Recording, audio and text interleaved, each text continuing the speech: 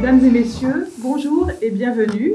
Tout d'abord, nous vous prions de nous excuser pour les incidents techniques que nous avons rencontrés au moment du démarrage de l'événement.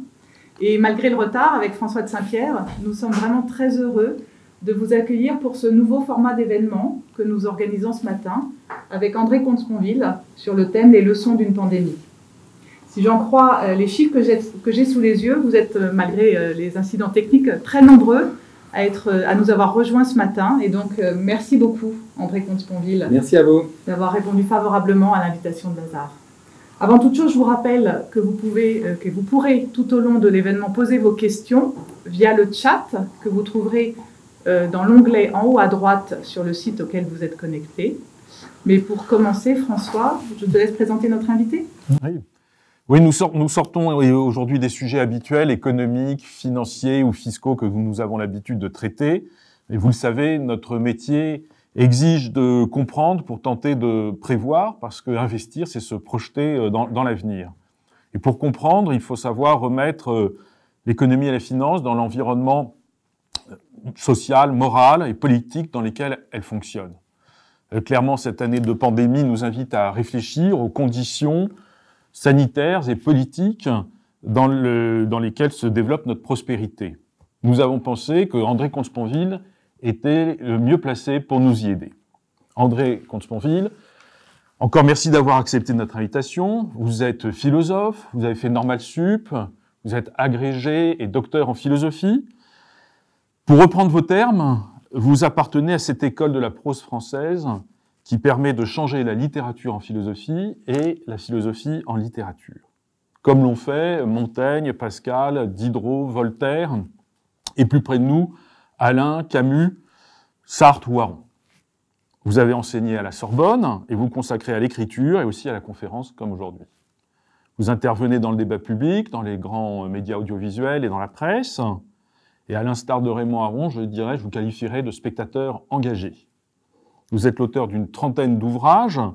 Je citerai simplement votre petit traité des grandes vertus, sorti en 1995, qui a eu un très grand succès, qui a été traduit en 24 langues.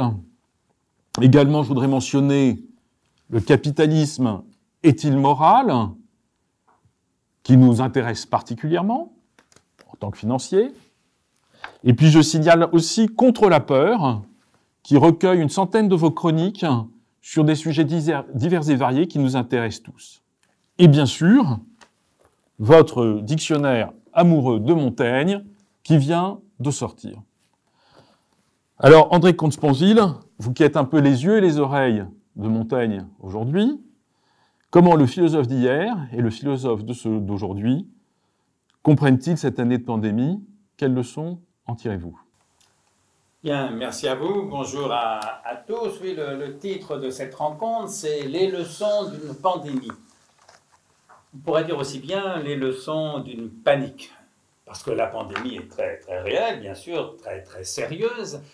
Mais il me semble qu'elle a donné lieu à une panique, c'est-à-dire, qu'est-ce qu'une panique? C'est-à-dire une peur disproportionnée par rapport à son objet, au point de devenir plus grave encore, plus dangereuse que la cause qui la motive. Vous savez, quand il y a un incendie, il n'est pas rare qu'il y ait davantage de morts à cause de la panique, des gens écrasés par la foule qui s'enfuit, qu'à cause des flammes ou de la fumée. Et mon sentiment, mon inquiétude, c'est que, au fond, la peur suscitée par cette pandémie fasse encore plus de dégâts que la pandémie elle-même. Alors, moi, j'avais trois raisons de ne pas céder à la panique. La première, c'est que je terminais ce dictionnaire amoureux de Montaigne. Et que Montaigne, lui, au XVIe siècle, il a connu la peste. Taux de mortalité, taux de létalité, comme on dit, de la peste du temps de Montaigne, proche de 100%. Taux de létalité de la Covid-19 inférieur à 1%. Et quand je vois comme Montaigne a vécu la peste, au fond, assez sereinement, bien sûr, en s'en protégeant, il a fui la peste. Il y avait la peste à Bordeaux, il a fui, c'est pas moi qui lui reprocherais, parce que c'était la mesure de distanciation sociale la plus indiquée. Mais il le vit avec une grande sérénité en disant, au fond, mourir de la peste ou d'autres choses, ça ne change pas l'essentiel. Ma deuxième raison de résister à la panique, c'était une forme de lassitude. vis-à-vis des emportements médiatiques. Dès qu'il se passe quelque chose, les journaux ont tendance à en exagérer l'importance, et je crois que ça a été le cas aussi à propos de cette pandémie. Enfin, troisièmement, et peut-être surtout, il se trouve qu'il y a une vingtaine d'années, j'animais un séminaire dans un grand hôpital parisien avec des médecins, et je me souviens que l'un des professeurs en médecine qui était là, infectiologue, nous avait dit ceci. Il nous disait, vous savez, le combat multimillénaire entre l'humanité et les microbes, ce sont les microbes qui vont le gagner. Parce qu'ils ont pour eux le temps, le nombre, des mutations innombrables, imprévisibles. Et ça m'avait frappé. Et du même coup, quand 20 ans plus tard arrive cette pandémie de Covid-19, ma première réaction, c'est de dire, ah ben, c'est pas ce coup-ci que l'humanité va disparaître, parce que là, avec un taux de létalité inférieur à 1%, ben, il y aura évidemment des morts par définition, mais le pire n'est pas à craindre. Et donc, je suis entré dans cette pandémie, si j'ose dire, assez tranquillement. Non pas, bien sûr, que j'en ai contesté en quoi que ce soit, ni la réalité, bien sûr, ni même la gravité. Alors, le paradoxe initial de cette pandémie qu'on a repéré dès le début, au fond, c'est que la Covid-19, c'est une maladie d'une gravité limitée à l'échelle individuelle. Je rappelais les chiffres. Alors, le taux de létalité, au début on disait autour de 1%, aujourd'hui on sait que c'est plutôt entre 0,3 et 0,6%. C'est-à-dire que si vous attrapez la Covid-19, et je vous conseille de tout faire pour ne pas l'attraper, respecter les gestes barrières bien sûr, mais si vous l'attrapez, vous avez en moyenne 99,5% de chances d'en réchapper. Ça met quand même les choses à leur place. C'est une maladie d'une gravité limitée à l'échelle individuelle, et en même temps, c'est un problème sanitaire majeur à l'échelle collective, voire à l'échelle planétaire. Puisque les mêmes experts qui nous disent taux de létalité entre 0,3 et 0,6 font le calcul, nous disent, ben voilà, dans un pays comme la France, ça peut faire 300 000 morts. Il va de soi que 300 000 morts en France, aucun gouvernement démocratique ne pouvait s'y résigner sans rien faire. Et donc on savait bien dès le départ que l'immunisation collective seule était politiquement impraticable. Et d'ailleurs aucun pays n'a essayé cette stratégie-là. Et c'est pourquoi pour ma part, je n'ai jamais condamné le confinement, j'ai toujours dit au contraire qu'il fallait le respecter strictement, ce que j'ai fait moi-même pour les 2 confinements, en l'occurrence les 2 fois à Paris. Sauf que respecter les confinements, respecter la loi en l'occurrence, ça ne dispense pas de s'inquiéter. Ça n'interdit pas de s'inquiéter.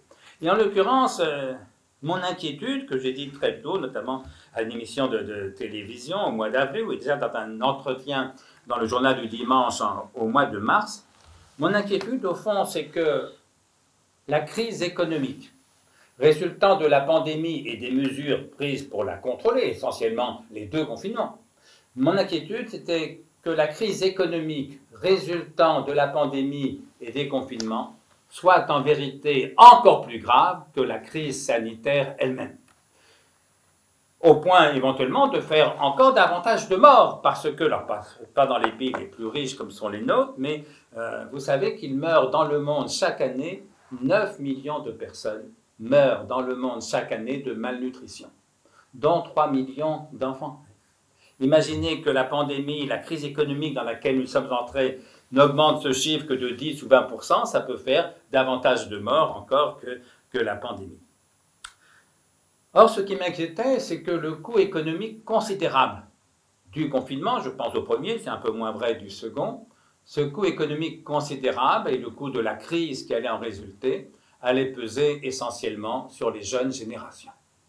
Et pour moi, qui suis père de famille, je ne pouvais pas envisager tranquillement que des mesures prises pour protéger les gens de ma génération, moi j'ai 68 ans, je fais partie des groupes à risque, que des mesures prises pour nous protéger, nous, pèsent essentiellement sur nos enfants et nos petits-enfants. En tant que père de famille, en tant que citoyen, je ne pouvais pas l'accepter tranquillement. Et donc j'ai dit oui, respectons le confinement, quitte à le faire, faisons qu'il soit efficace. Mais enfin, attention au sort que nous réservons à nos enfants.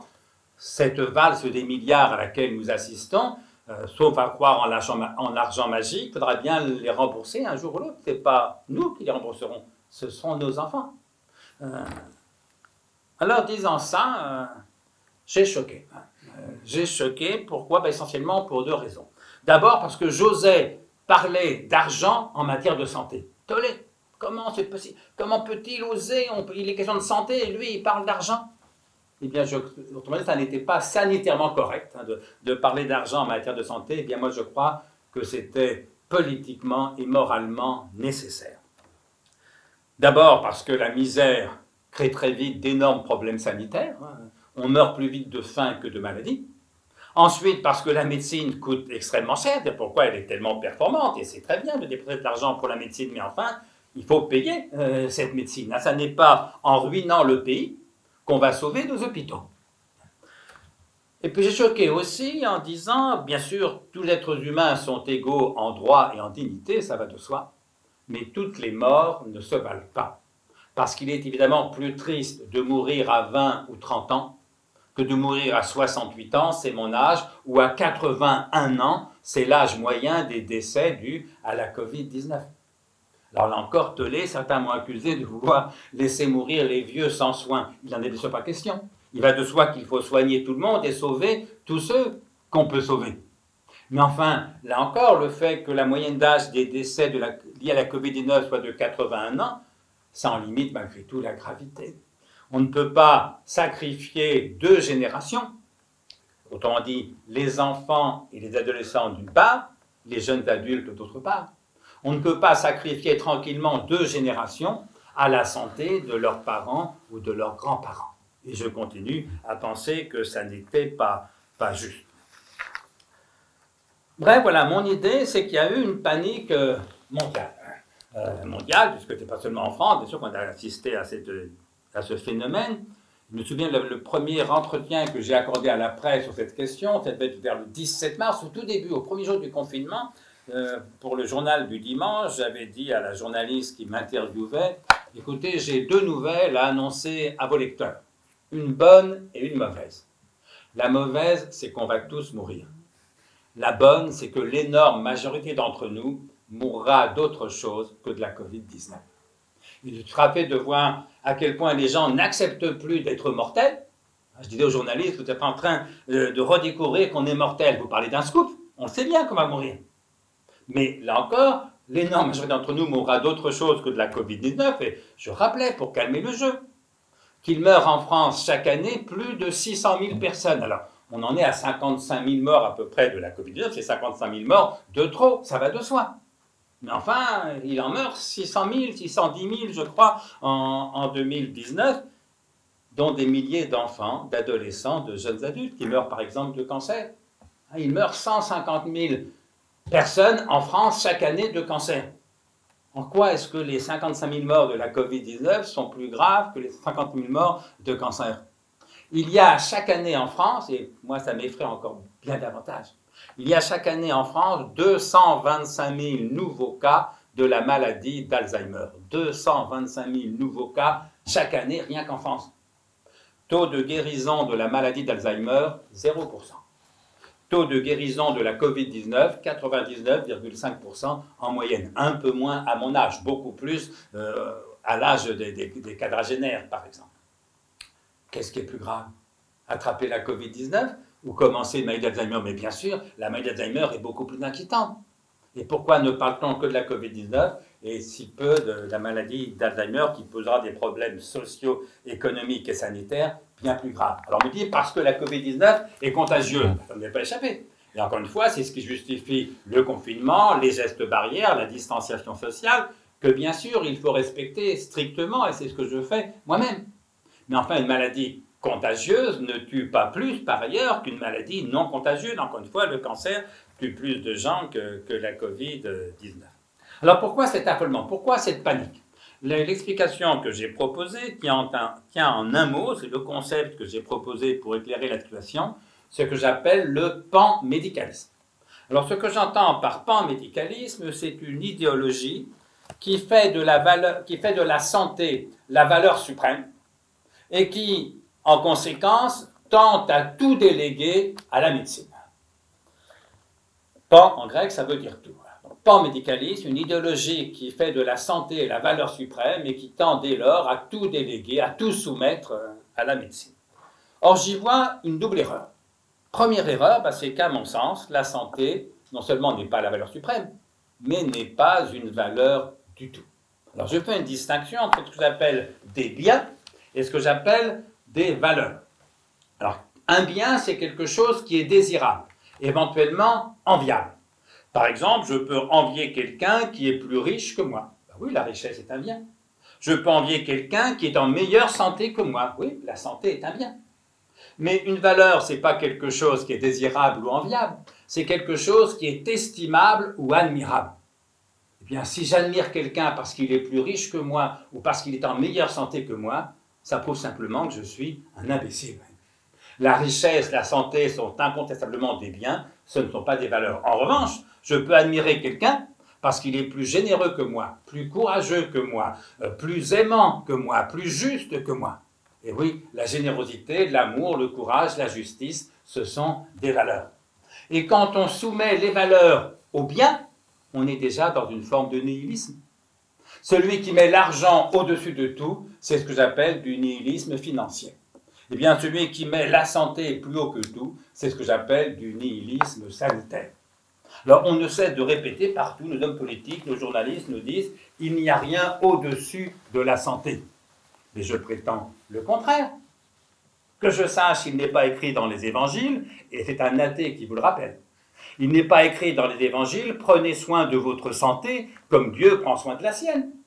Il est écrit « aimez-vous les uns les autres comme Dieu vous aime ». L'amour est assurément une valeur, la santé n'en est pas une. Il n'est pas écrit au fronton de nos mairies « santé, égalité, fraternité ». Il est écrit « liberté, égalité, fraternité ». On peut fonder une civilisation sur l'amour, on peut fonder une civilisation sur la liberté, encore mieux sur les deux à la fois. Mais je ne vois pas qu'on puisse fonder une civilisation sur la santé. La santé n'est pas une valeur, c'est un bien. Alors c'est peut-être le plus grand des biens. Oui, individuellement, parce qu'il conditionne tous les autres. Mieux vaut être pauvre et en bonne santé que riche et malade, dit-on souvent, ce qui est à peu près vrai, sous réserve de la gravité respective, de la misère et de la maladie, malgré tout. Mais bon, individuellement, c'est vrai. La santé est le plus grand des biens, c'est-à-dire ce que pensait Montaigne. Mais collectivement, ce n'est pas vrai du tout. Le pays dans lequel j'ai envie de vivre, ce n'est pas forcément le pays qui a le meilleur système de santé. Ça peut être aussi bien le pays le plus démocratique, le plus écologique, le plus cultivé, le plus fraternel, le plus convivial. À supposer même que la Chine est un meilleur système de santé que nous, je ne crois pas, mais admettons-le. À supposer que la Chine est un meilleur système de santé que nous, c'est pas ça qui me donnera envie de vivre en Chine. Autrement dit, la santé n'est pas une valeur, c'est un bien, c'est peut-être le plus grand des biens individuellement, ce n'est pas le plus grand des biens collectivement. On ne peut pas soumettre toute la politique d'un pays au seul critère de la santé. Alors on me dit, oui, mais il faut protéger les plus vulnérables. Bien sûr. Mais les plus vulnérables, ce n'est pas seulement ni toujours les plus vieux, ou plutôt. Bien sûr, les plus vieux, dont je fais partie encore une fois, sont plus vulnérables que les jeunes face à la maladie. Autrement dit, en termes de santé. Et c'est là où le piège du panmédicalisme se referme. C'est qu'ici, on fait de la santé la valeur suprême. La priorité des priorités, comme disait le président Macron, c'est de protéger les plus vulnérables d'un point de vue sanitaire, donc presque toujours les plus vieux pour la plupart des pathologies. Sauf qu'il n'y a pas que la santé dans la vie. À bien des égards, je vais vous dire, les plus vulnérables, ce ne sont pas les gens qui ont mon âge, ce sont les jeunes. Pourquoi? Quel est le pire risque, le plus grand danger? Mourir jeune. Voilà un danger vis-à-vis duquel je suis parfaitement invulnérable. Je suis certain que je ne mourrai pas jeune. Mes enfants ne sont pas du tout invulnérables par rapport à ça. Deuxième risque majeur, le chômage. Écoutez, je suis retraité, je suis invulnérable face au risque du chômage. Ça ne risque pas de m'atteindre. Les enfants sont exposés au risque du chômage. Troisième risque majeur, le réchauffement climatique. Les experts nous disent, dans 30 ans, la vie sur Terre va devenir beaucoup plus difficile. À la limite, je m'en fous, je suis invulnérable. Dans 30 ans, sur toute vraisemblance, je serai mort. Mes enfants, mes petits-enfants seront encore vivants. Donc, voyez, si on arrête de tout réduire à la santé, on découvre que les gens de mon âge, dont la vie est faite, sont en vérité beaucoup moins vulnérables que les jeunes dont la vie est à faire. À la limite, moi, à 68 ans, qu'est-ce qui peut m'arriver de vraiment grave? Mis à part justement un problème de santé, éventuellement un malheur qui tomberait sur mes enfants. Mais pour le reste, ma vie est faite. je suis protégé contre la plupart des risques vis-à-vis desquels les enfants, les jeunes adultes sont terriblement exposés. Et donc, ce qui m'effraie, c'est que nous sommes en train, alors tout le monde parle de solidarité intergénérationnelle, on a bien sûr raison, sauf qu'on oublie de dire que cette solidarité intergénérationnelle, elle est traditionnellement orientée.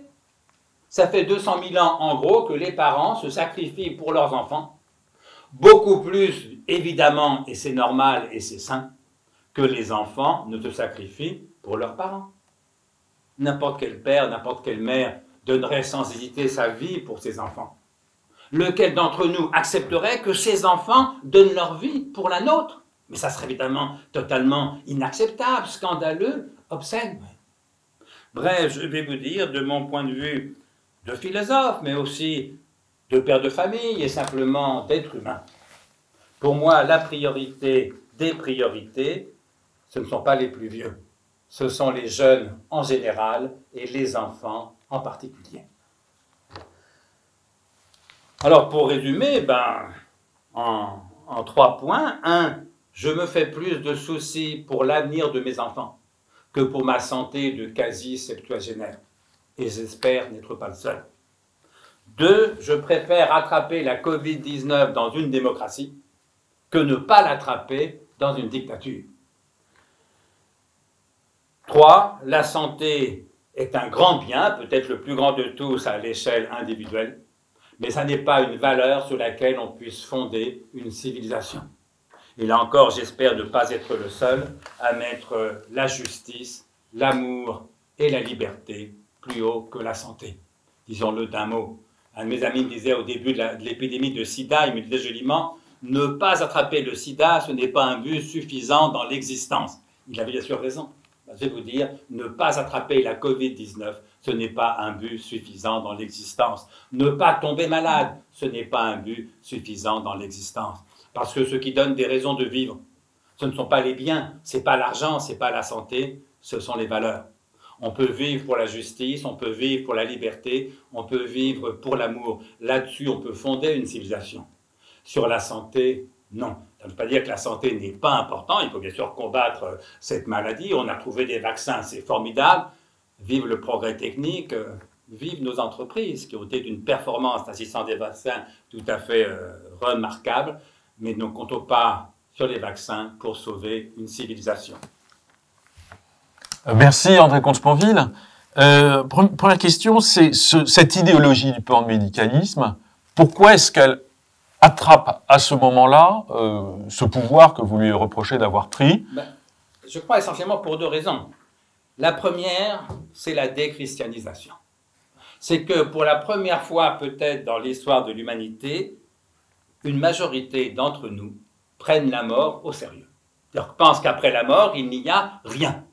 Et donc, ce n'est pas du tout la même chose, parce que du temps de Montaigne, il y avait la peste qui tuait massivement. Oui, mais 99,9% des gens étaient chrétiens pour ce qui est de notre pays, et donc persuadés qu'il y avait une vie après la mort. Soit le paradis qu'ils espéraient, soit l'enfer qu'ils craignaient, mais dans les 2 cas, ça mettait la peste, si je veux dire, à sa place. Vous voyez, qu'est-ce que c'est que la peste à côté d'une éternité de bonheur ou à côté d'une éternité de malheur? Aujourd'hui, en gros, 1 Français sur 2 est athée, agnostique ou sans religion. Et même les croyants, les sondages l'indiquent clairement, sont de moins en moins persuadés qu'il y a une vie après la mort. Et donc, comme on prend la mort au sérieux, comme la mort devient le néant, bien sûr, on tient davantage à cette vie-là. Vous savez que santé et salut ont la même origine étymologique. Comme en espagnol, salud, ça veut dire à ta santé, mais c'est le mot même aussi pour dire le salut. Eh bien, je dirais que moins on croit au salut, au sens religieux, plus on accorde d'importance à la santé. Vous savez, c'est ce dessin de Sampé que j'ai souvent cité dans la presse, qui représente une église vide, très bien dessinée, vue de l'intérieur, sauf que devant l'autel, il y a une petite bonne femme toute seule en train de prier, en train de parler au bon Dieu. Et qu'est-ce qu'elle lui dit au bon Dieu? Elle lui dit exactement ceci: mon Dieu, j'ai tellement confiance en vous que des fois, je voudrais vous appeler docteur.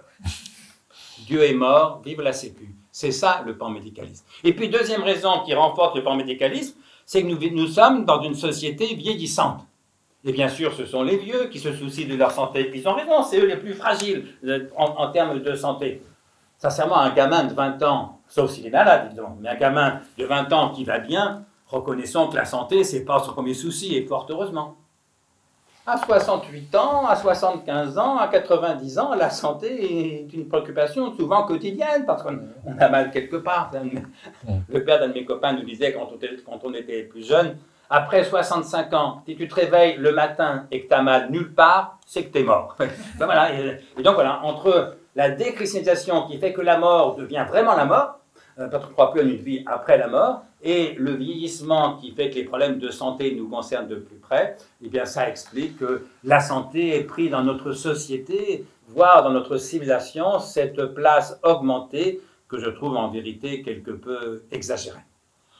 Alors la déchristianisation, est-ce qu'elle est plus importante en France que dans d'autres pays? Puisque la France a pris des mesures dans le cadre du confinement qui étaient sans doute plus sévères que beaucoup d'autres pays, et d'autres pays sont moins déchristianisés peut-être que le nôtre. Et pourtant, il y a un mimétisme des politiques quand même général. Ça peut jouer un rôle, mais surtout la France est un pays jacobin. La France est un pays où on a l'habitude à ce que l'État, à ce qu'on demande tout à l'État, que l'État décide de tout et impose en gros le respect de ses décisions. Alors, encore une fois, moi, le confinement, je ne l'ai jamais condamné, jamais approuvé non plus. J'ai dit, il faut le respecter. Savoir si c'était la bonne mesure, on le saura dans quelques mois, dans quelques années, quand on aura toutes les données en termes de nombre de morts, proportion de morts, mais aussi les dégâts économiques, sociaux, les dépressions, les suicides, les femmes battues, les enfants battus, etc. Il est trop tôt pour faire un bilan. Simplement, ce qui m'a un peu agacé, c'est qu'en France, c'est la tradition, l'État décide de tout.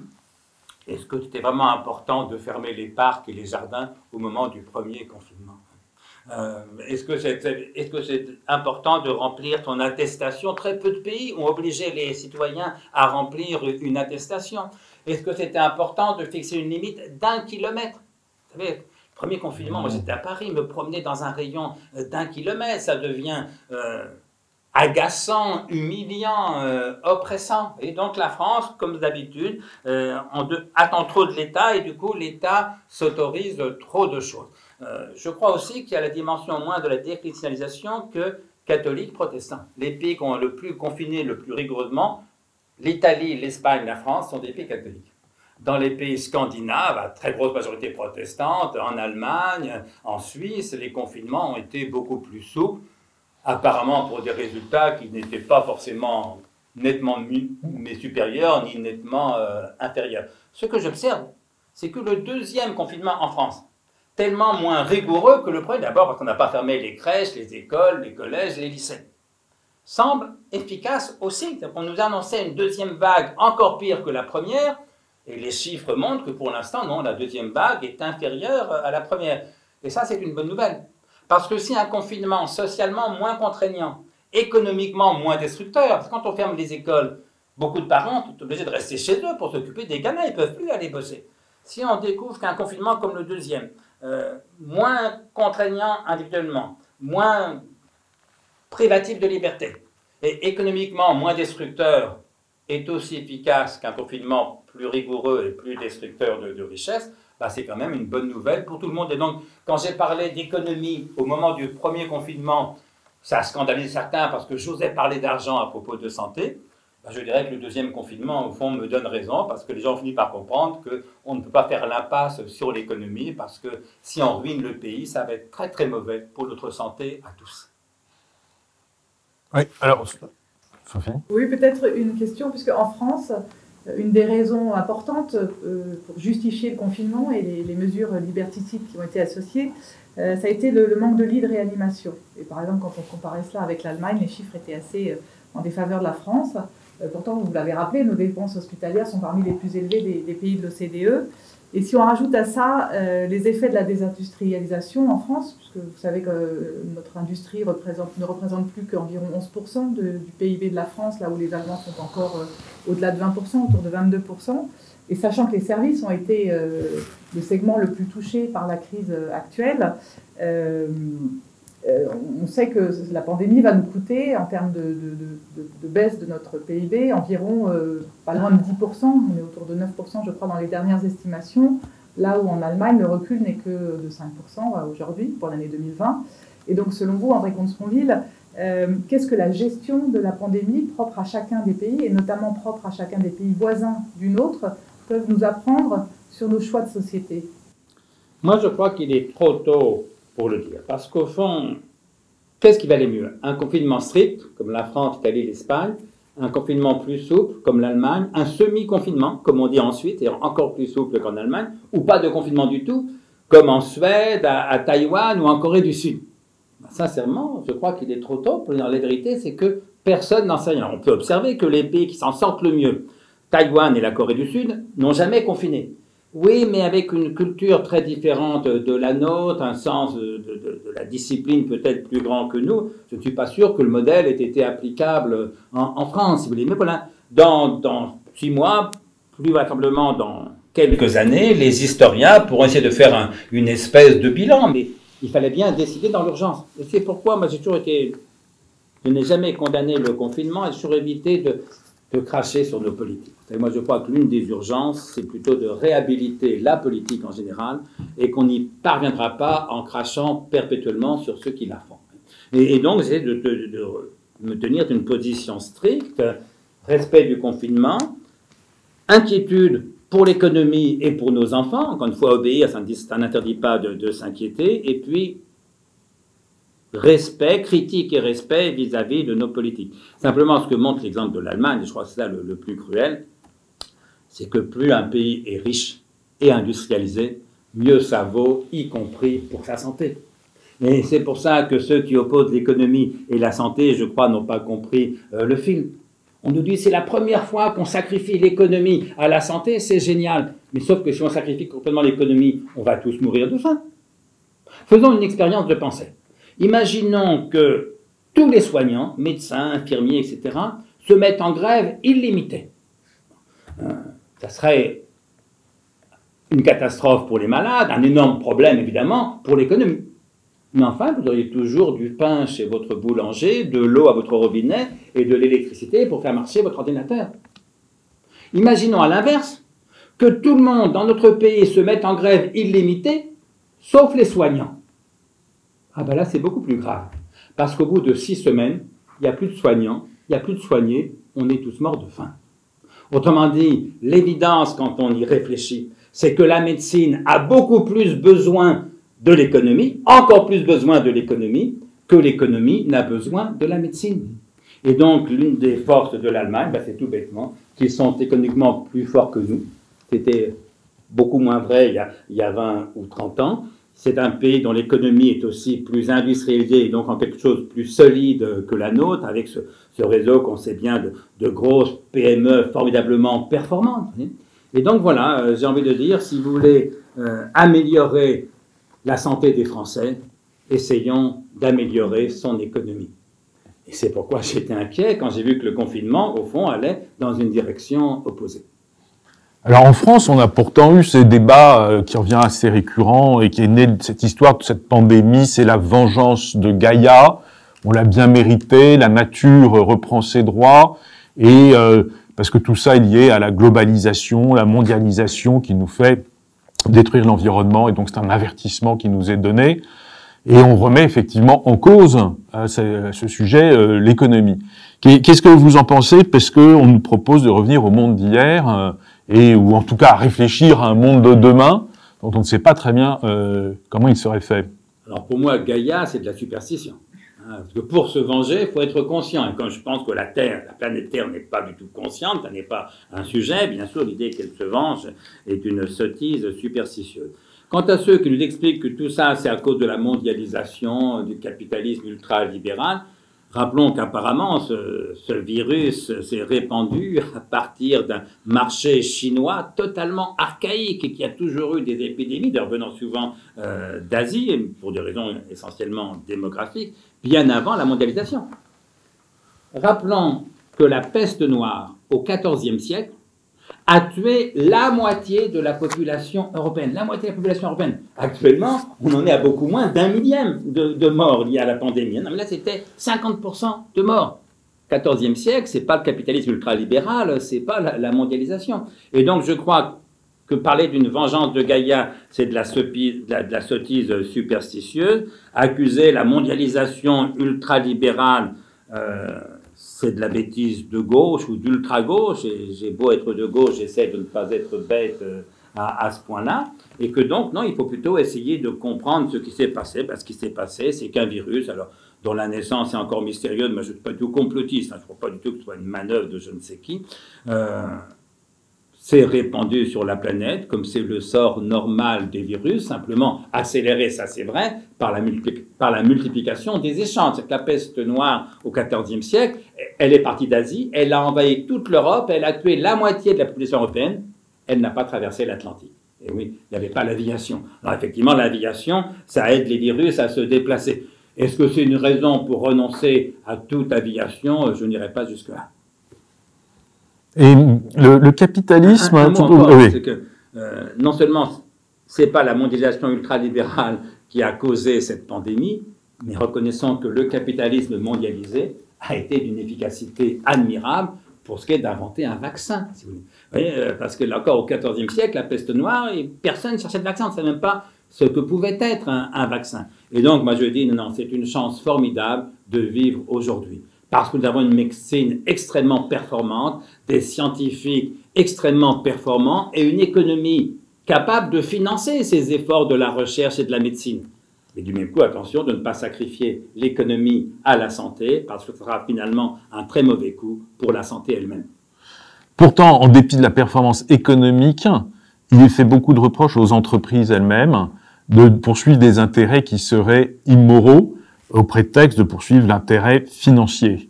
Qu'est-ce que vous pouvez nous dire là-dessus? Vous savez, donc, je vous l'avais évoqué, j'ai lu un livre qui s'appelle « Le capitalisme est-il moral ?» avec un point d'interrogation. Je ne vais pas reprendre toute l'analyse ici, mais j'en viens à la conclusion, puisque le titre est une question, la conclusion c'est la réponse. Alors, à la question « Le capitalisme est-il moral ?» ma réponse c'est non. Non, le capitalisme n'est pas moral. Non pas du tout qu'il soit immoral. Mon idée, c'est que pour être moral ou immoral, là encore, il faut être un sujet humain. Il faut avoir une âme, comme diraient les théologiens chrétiens, ou simplement un cerveau humain en état de marche.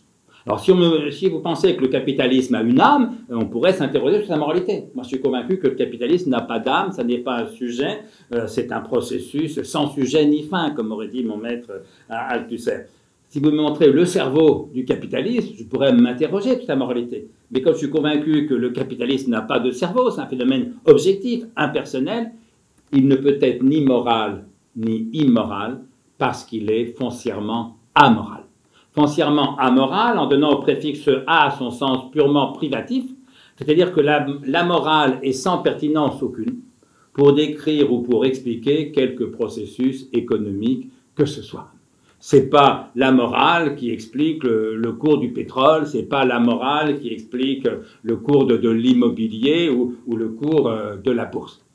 Ça ne veut pas dire que la morale n'ait pas sa place dans l'entreprise. Et moi, qui fais beaucoup de conférences devant des chefs d'entreprise, je leur ai toujours dit, je peux vous dire quelle est la place de la morale dans votre entreprise. La place de la morale dans votre entreprise, c'est exactement votre place. Parce que personne ne peut être moral à votre place ou pour vous. La question morale, c'est que dois-je faire et non pas que doivent faire les autres. Et donc, bien sûr, je dis aux chefs d'entreprise, ne comptez pas sur le capitalisme pour être moral à votre place. Ne comptez pas non plus sur votre entreprise pour être moral à votre place. Parce qu'il n'y a de morale que par l'unique sujet « je », comme disait le philosophe Alain. Il n'y a de morale qu'à la première personne. J'ai coutume d'ajouter que pour les autres, le droit et la miséricorde suffisent. Sophie, il y a des questions. Oui, alors peut-être une dernière question avant de prendre les questions qui arrivent sur le site, mais Montaigne disait, vous le citiez, il n'y a pas de désir plus naturel que la connaissance. Et le débat scientifique s'est beaucoup égaré cette année, en même temps que les scientifiques ont en quelque sorte pris le pouvoir de la gestion de la crise. Et on a vu de nombreuses polémiques médicales et scientifiques apparaître.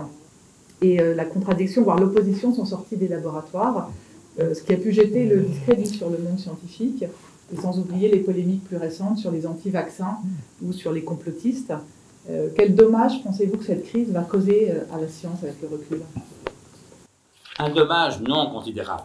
Mais il faut distinguer deux choses. Moi, j'ai toujours été agacé par tous ces médecins qui venaient tous les soirs au journal de 20h, et souvent plusieurs, qui venait faire la leçon aux Français. Nous ne sommes pas un peuple de patients, nous sommes un peuple de citoyens libres.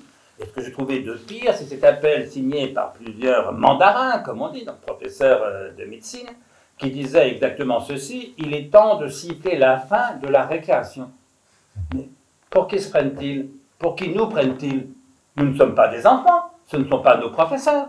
Là encore, nous ne sommes pas un peuple de patients ou de malades, nous sommes un peuple de citoyens libres, et je ne reconnais à personne, et notamment pas aux médecins, le droit de siffler quelque fin de la récréation que ce soit. Et donc, j'ai rappelé là aussi dès le début de la pandémie, attention, dans une démocratie, c'est le peuple qui est souverain. Ce ne sont pas les experts, ce ne sont pas, en l'occurrence, les médecins. Alors, bien sûr, il est très bon que les politiques consultent les médecins, mais à condition de ne pas se cacher derrière eux et de ne pas perdre leur autonomie. Moi, je vais vous dire, ce qui m'a le plus inquiété au moment du premier confinement, c'est que je me suis posé la question, au fond, qu'est-ce que j'aurais fait si j'avais été à la place de Macron? Est-ce que vous avez mon arôme? Quand on veut critiquer des politiques, il faut toujours essayer de voir ce qu'on aurait fait à leur place. Alors, je me suis demandé, qu'est-ce que j'aurais fait à la place de Macron? Ben, je vais vous dire, ce qui m'a le plus effrayé, c'est que j'aurais fait la même chose. J'aurais confiné. Pas du tout parce que je pensais que le confinement était la meilleure solution. La vérité, c'est que je n'en sais rien. Mais c'est qu'il y avait une telle pression du corps médical, 15 médecins tous les soirs, journal de 20 heures, relayés par des médias tellement affolés face à la pandémie, et donc une telle peur dans la population, que si le pauvre Macron n'avait pas confiné, il y aurait une telle peur, un tel affolement, un tel tollé dans la population que la France serait devenue ingouvernable. Eh bien ça, c'est ce qui l'a inquiété le plus, parce que ça voulait dire que les politiques n'ont plus d'autonomie par rapport au pouvoir médical, comme on dit, par rapport au pouvoir médiatique, qui est encore pire, ou par rapport à l'affolement dans la population. Donc oui, j'ai été agacé par ces médecins qui viennent en permanence faire la leçon aux Français, ils m'agacent encore souvent. En revanche, qu'ils ne soient pas d'accord entre eux, c'est pas étonnant.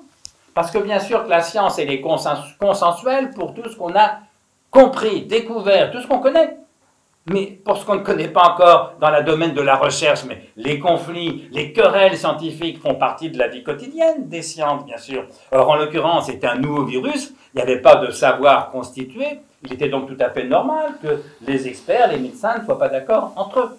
Non, ce qui m'a davantage amusé, c'est, prenons l'exemple de la chloroquine, que des médecins ne soient pas d'accord sur l'efficacité ou pas d'un médicament, en l'occurrence la chloroquine, ça fait partie de la vie quotidienne dans les domaines, encore une fois, inexplorés. Non, mais ce qui m'amusait, c'est ces millions de gens qui, tout d'un coup, avaient une opinion sur l'efficacité ou pas de la chloroquine. Alors, disons la chose tranquillement, sur la chloroquine, je n'ai aucun avis, car je crois que c'est la première fois que je prononce ce mot en public. Peut-être on peut prendre quelques questions qui arrivent sur le site, et c'est une bonne transition, parce que l'une d'entre elles était de vous poser la question de votre réflexion sur les possibles conflits d'intérêts de ces scientifiques qui conseillent les exécutifs. Alors, vous y avez déjà partiellement répondu. La question se termine en se demandant si on doit s'en inquiéter, notamment pour les pays développés qui semblent être plus concernés par ce potentiel conflit d'intérêts.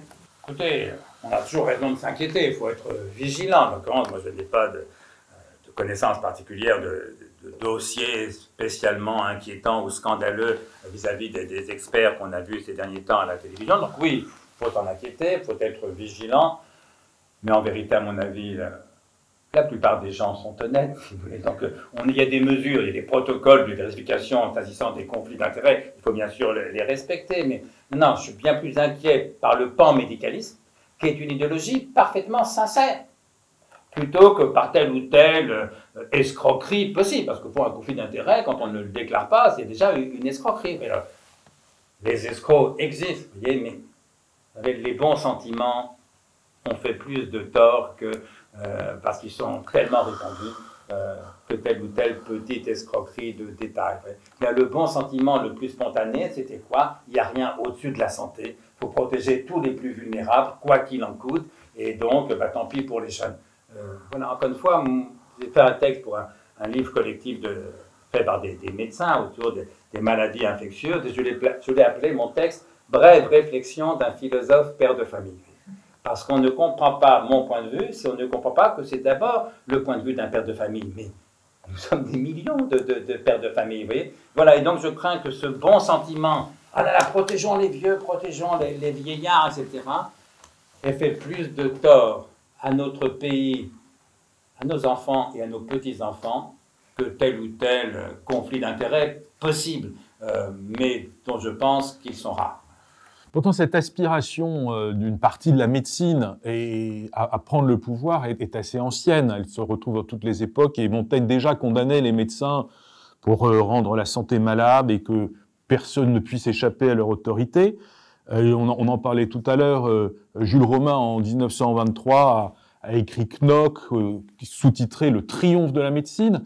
Donc on est averti que la médecine, ou les médecins, sans faire de généralité pour eux, à la fois sont habités d'une forme d'humanisme, de venir au secours, et en même temps aussi d'une forme de scientisme qui vient peut-être dépasser leur zone normale d'intérêt.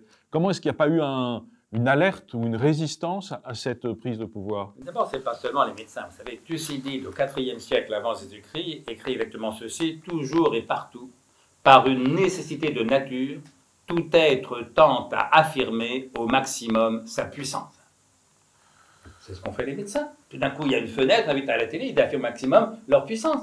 Mais les économistes feraient pareil, mais les chefs d'entreprise font la même chose, les entreprises font la même chose. La concurrence, c'est quoi? C'est affirmer au maximum sa puissance. Un auteur qui fait un livre et dont il espère faire un succès, il essaye d'affirmer au maximum sa puissance. Et donc, ce n'est pas le propre exclusif des médecins, c'est le propre de l'humanité, voire de tout être. Parce que pour Thucydide, c'est vrai aussi d'un animal, un chien, un chat, ils affirment au maximum leur puissance. Sauf que, dans une société déchristianisée, vieillissante, qui fait de la santé la valeur suprême, ça bénéficie davantage aux médecins, par exemple, qu'aux économistes. Et c'était très étonnant pendant le premier confinement de voir 15 médecins dire « faut confiner, faut confiner, faut confiner ». Quand il y avait, en général, il n'y avait pas d'économiste, mais quand il y en avait un, on lui demandait combien ça va coûter. Mais pas du tout. Est-ce qu'il faut le faire? Comme si tout d'un coup, seuls les médecins avaient le droit de s'exprimer. Alors, comprenez-moi bien, nous avons beaucoup de chance de vivre à notre époque avec des médecins très supérieurs, beaucoup plus compétents, beaucoup plus efficaces que les médecins, bien sûr, du temps de Montaigne. Mais en revanche, ce côté de la nature humaine, affirmer au maximum sa puissance, il est vrai aujourd'hui comme du temps de Montaigne ou comme du temps de Thucydide. Mais dans une société où le panmédicalisme tente à régner, le pouvoir médical, parfois, tente à devenir quelque peu inquiétant. Et c'est pourquoi il faut toujours, à mon avis, défendre la démocratie, c'est-à-dire la souveraineté du peuple, contre les dictats médicaux, parce que moi je ne suis pas du tout un complotiste, je suis persuadé que notre gouvernement est parfaitement démocratique, et en plus j'ai du respect, de l'estime pour Emmanuel Macron, donc je pense que c'est vraiment un libéral. Et pourtant, le paradoxe, c'est que nous avons vécu pendant les 2 confinements, mais surtout pendant le premier, par décision de l'État, au nom de la santé, et par injonction des médecins, et sous le contrôle de la police. Nous avons vécu la plus forte réduction de liberté que quelqu'un de ma génération ait jamais vécu. Alors qu'un gouvernement aussi démocratique que le nôtre, un chef de l'État aussi libéral qu'Emmanuel Macron, en viennent à prendre des mesures aussi restrictives de liberté, c'est quand même très inquiétant. Est-ce que c'est parce qu'Emmanuel Macron, tout d'un coup, a la grosse tête et n'est plus libéral? Je n'en crois rien. C'est qu'il est victime, comme tout le monde, du panmédicalisme. Et je pense, au fond, que ça montre à quel point, malgré tout, la situation est dangereuse. Alors, il ne faut pas s'affoler, on n'est pas encore dans ce que j'appelle l'ordre sanitaire. Alors, qu'est-ce que j'entends par ordre sanitaire? Ça serait la réduction drastique et durable de nos libertés au nom de la santé. Il y a encore une réduction importante de nos libertés, mais elle n'est pas drastique. On peut toujours lire la presse qu'on veut, faire des pétitions, manifester dans la rue, on l'a vu récemment, et surtout elle n'est pas durable, puisque l'état d'urgence sanitaire va encore durer quelques semaines, mais on sait bien que ça aura une fin. Mais malgré tout, on a commencé à glisser sur une pente dont je continue de penser qu'elle est dangereuse. Et donc voilà, moi mon rôle, c'était plutôt celui d'un lanceur d'alerte. Attention, la santé, c'est un bien très important, ça n'est pas la valeur suprême, et puis surtout, je ne suis pas prêt à sacrifier ma liberté au nom de la santé.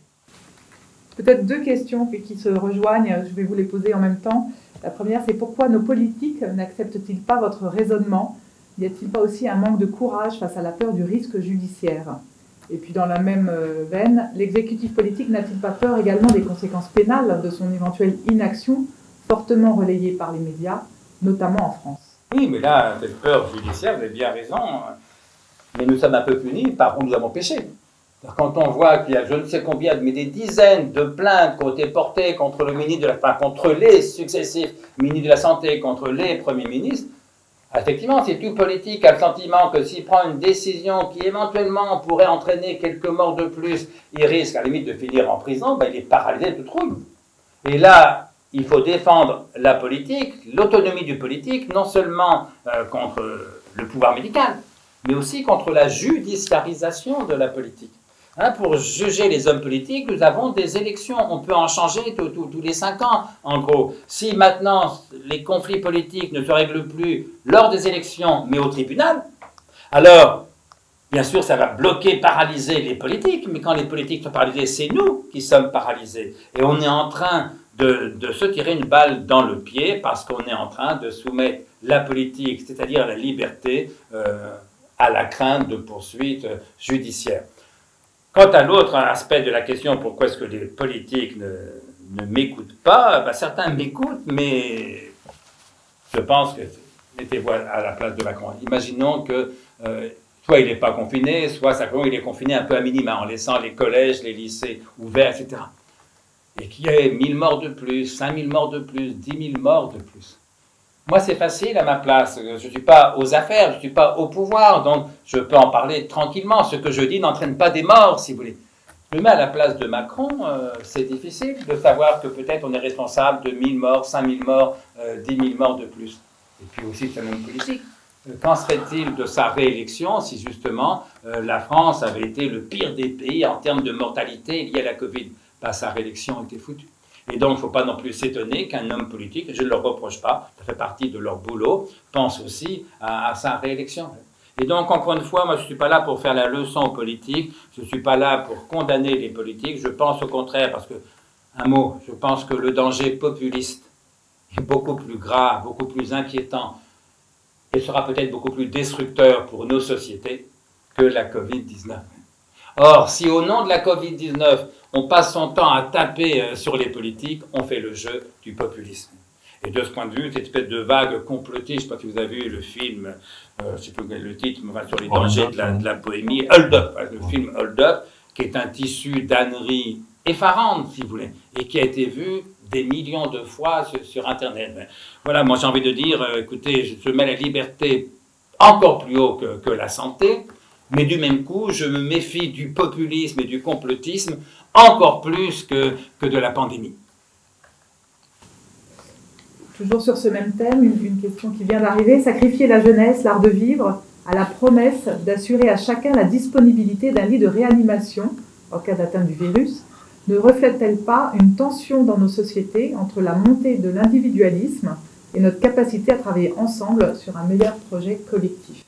Oui, il y a ça, il y a une montée de l'individualisme, mais je dirais de l'individualisme vieillissant. Parce qu'on voit un jeune de 20 ans, de 30 ans, il ne pense pas au lit de réanimation tous les jours, en reconnaissant que c'est quand même plutôt un problème de vieux. Et puis, comme on n'accepte plus de mourir, ben forcément, l'idée là. Un lecteur m'écrivait dans un mail, un lecteur que je ne connais pas, mais m'a envoyé un mail, il a 86 ans. Il me disait 2 choses. Un, à écouter les médias ou ce qu'on me dit autour de moi, à 86 ans, je peux mourir de n'importe quoi, sauf de la Covid. Là, j'ai pas le droit. Mais évidemment, pour lui, mourir de la Covid, d'un cancer ou d'un infarctus, ça ne change pas fondamentalement la chose. Et puis, il ajoutait, et tout le monde parle de sauver ma vie. Mais comment peuvent-ils sauver ma vie puisqu'elle est derrière moi? Oui, à 86 ans, je suis désolé, on peut vivre pour l'avenir, on peut être optimiste, confiant, mais enfin, ce monsieur, d'évidence, il va mourir dans pas très très longtemps. Et il me disait, troisièmement, bien, je suis comme vous, bien sûr, je me fais plus de soucis pour mes petits-enfants, pour mes enfants, que pour ma santé d'octogénaire, vous voyez. Et donc, voilà, le panmédicalisme, l'individualisme, plus le panmédicalisme, ça fait ce que j'appellerais volontiers du vieillisme, au sens où on parle de jeunisme. Mais le pire, c'est que les deux sont vrais. Il y a un jeunisme culturel, hein, tout le monde préfère évidemment admirer de jeunes actrices que de vieilles actrices, de jeunes acteurs que de vieux acteurs. Et en même temps, on fait de la priorité des priorités la santé des plus vieux. Je ne sais pas si vous vous souvenez, mais il y avait un livre de Lénine qu'on citait souvent dans ma jeunesse, c'est pas toujours qu'on cite Lénine à la Banque Lazare, et donc on va s'autoriser ce petit plaisir. Un livre fameux de Lénine qu'on ne lit plus guère, s'appelait « Le gauchisme, maladie infantile du communisme ». Le gauchisme, maladie infantile du communisme. Eh bien, il m'est arrivé de dire, en partie par boutade ou par provocation, mais pas seulement, il m'est arrivé de dire que le panmédicalisme, c'était la maladie sénile de l'humanisme. de l'humanisme, puisqu'il s'agit de sauver des vies humaines. Et ça, bien sûr, c'est très bien, personne n'est contre. Les maladies, c'est nul. Parce qu'à force de ne penser qu'à la santé, pas au médicalisme, on ne s'occupe que des plus vulnérables en termes de santé seulement, et donc que des plus vieux. Quand le président Macron disait au plus fort du premier pic de l'épidémie, la priorité des priorités, c'est de protéger les plus vulnérables, donc les plus vieux. Bon. Soit en période de crise sanitaire aiguë, soit pour quelques semaines. Mais qu'est-ce que vous penseriez d'un pays qui, sur le long terme, aurait pour priorité des priorités le sort de ses octogénaires? Est-ce que c'est ça le monde que nous voulons pour nos enfants, pour nos petits-enfants? Évidemment non. Et donc, je le redis, pour moi, la priorité des priorités, ce sont les jeunes en général et les enfants en particulier. Et il me semble que depuis plusieurs mois, nous faisons l'inverse.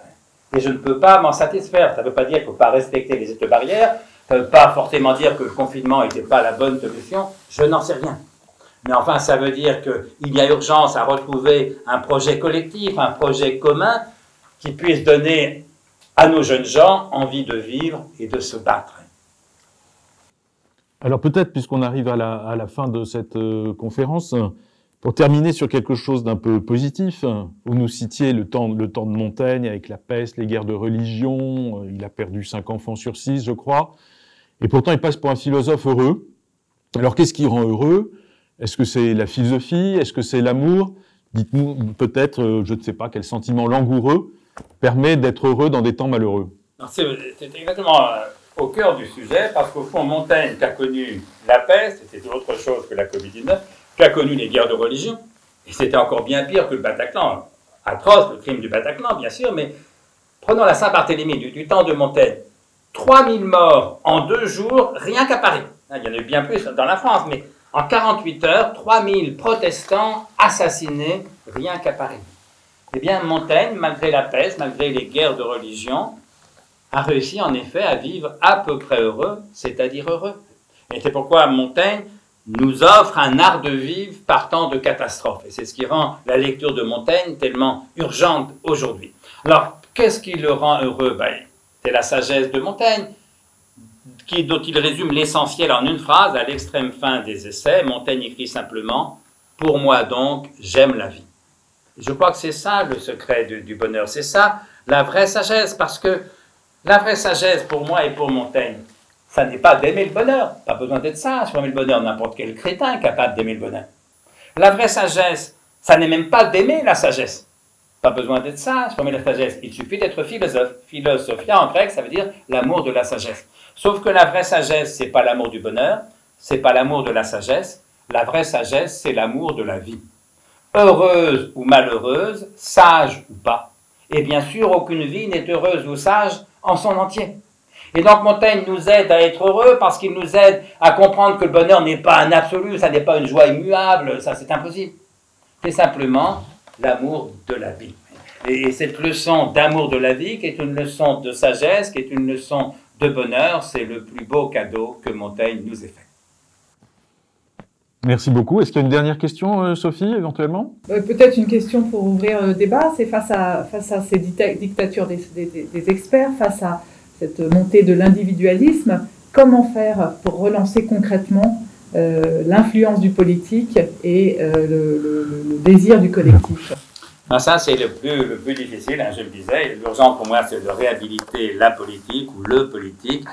Et c'est pas facile à faire. C'est pas facile à faire parce que, en partie, parce que nos politiques sont pas toujours à la hauteur, mais quoi, que je pense pas que les nôtres soient pires qu'ailleurs, et parfois ils sont mieux que certains autres, mais bon, pas non plus que ce sont les meilleurs, mais je crois que c'est un combat très difficile, et qu'on a besoin un peu de tous s'y mettre. Et je crois, on verra aux prochaines élections, notamment présidentielles et législatives, mais moi je souhaite un débat politique qui évite le mépris, qui évite la haine, qui évite la colère, qu'on parle sérieusement de choses sérieuses, qu'on confronte des arguments, qu'on confronte des programmes, qu'on n'en rajoute pas trop dans l'émotion. Alors c'est ça aussi qui est un peu difficile pour le philosophe, parce que si je venais à la télévision pour pousser de grands cris, pour faire des trémolos sur les sentiments de compassion, de colère ou de haine, Évidemment, c'est plus spectaculaire, mais le rôle d'un philosophe, c'est pas de rajouter de la passion à la passion, de la colère à la colère, de la haine à la haine, de la bêtise à la bêtise. Le rôle d'un philosophe, quand il intervient dans le débat public, ce qui m'arrive de faire, c'est d'essayer d'ajouter un peu de recul, un peu d'intelligence, un peu de sérénité, un peu de compréhension. Spinoza disait, il faut combattre la haine par l'amour et la générosité. Alors, l'amour et la générosité en matière politique, sans doute un peu trop demandé, mais un peu de respect, un peu de tolérance, un peu de bienveillance. Ça, on pourrait peut-être, si on s'y met tous, essayer de s'en approcher. Écoutez, merci beaucoup André Consponville. Vous nous donnez des clés collectives et individuelles pour passer cette période. Ça nous a vraiment grandement éclairé. Merci infiniment. Et puis j'espère que nous aurons d'autres occasions de débattre avec vous et que surtout les participants à cette conférence auront l'occasion de vous lire et d'approfondir vos sujets. Merci à vous. Merci beaucoup.